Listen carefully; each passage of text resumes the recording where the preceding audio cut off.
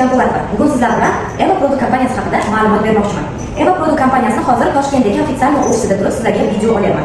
Eva Produkt kompaniyasi Rossiya kompaniyasi, Rossiya davlatining Novosibirsk shahrida tashkil topgan, Novosibirskda o'zimizni zavod fabrikalarimizga ega kompaniya. Kompaniya 2022-yil oktyabr oyida tashkil topgan. O'zbekistonga esa 2025-yil mart oyida qonuniy kirib keldi. Bemalol mana bu joyda mana sog'liqni saqlashdan sertifikat, litsenziyalarni ko'rishingiz mumkin. Kompaniyamiz qonuniy o'z ish faoliyatini olib boradi va bizning ofisimizda hamma mahsulotlar qonuniy mana tarzda kirib kelgan наличие bor. Kompaniyamizni sizlar bilan keling mahsulotini ko'rib chiqamiz. Hozirgi kunda kompaniyamizda 100 dan ortiq mahsulotlar bor. Kompaniya yangiligi uchun har oyda kamida 4 ta novinka mahsulot, ya'ni yangi mahsulot ishlab chiqaradi. Xo'p, yo'nalishlarimizda biologik faol qo'shimchalar, ya'ni ba'zi mahsulotlar har bitta yo'nalishda bor. Aynan sizlar organizmingizni sog'lomlashtirib, go'zallashtirib beradigan, miya faoliyatlarini yaxshi beradigan ba'zi mahsulotlarimizni ishlab chiqaradi. Undan tashqari lineykalarimiz uходовый косметика, bu yerda полностью sizni professionalniy uходовый naborlarni ko'rishingiz mumkin. SPF, qo'l uchun krem, maska, zubной pasta, shampun, mужской, женский har bitta turi mavjud. Undan tashqari kompaniyamiz uy tozalash vositalarini ishlab chiqaradi. Aynan siz qo'lingizni yuvadigan gellardan tortib uyga tozalash uchun har bitta mahsulotlarni Eva Produkt kompaniyasidan ko'rishingiz mumkin.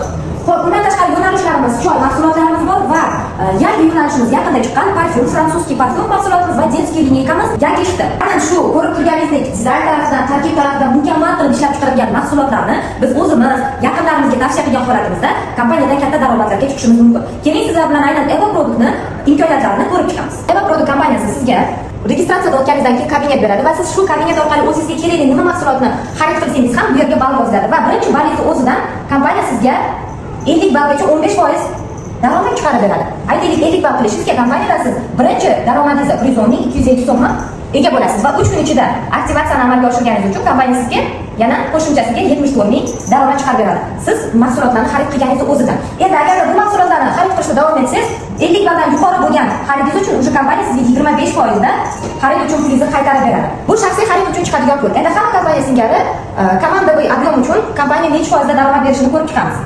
Keling sizga misol qilaman, siz kompaniyadan uchta o'zingizga shaxsiy xarid olib kelsangiz, bu birinchi liniyasi hisoblanadi va birinchi liniyada kompaniya sizga 15% daromad beradi. Aynan siz birinchi liniyangizdagi inson necha ball qilishdan qat'iy nazar siz kompaniyada 15% daromad olasiz. Bu yerda cheklanmagan daromad. 15% da necha ob'yem qilinganidan qat'iy nazar chiqadigan daromad.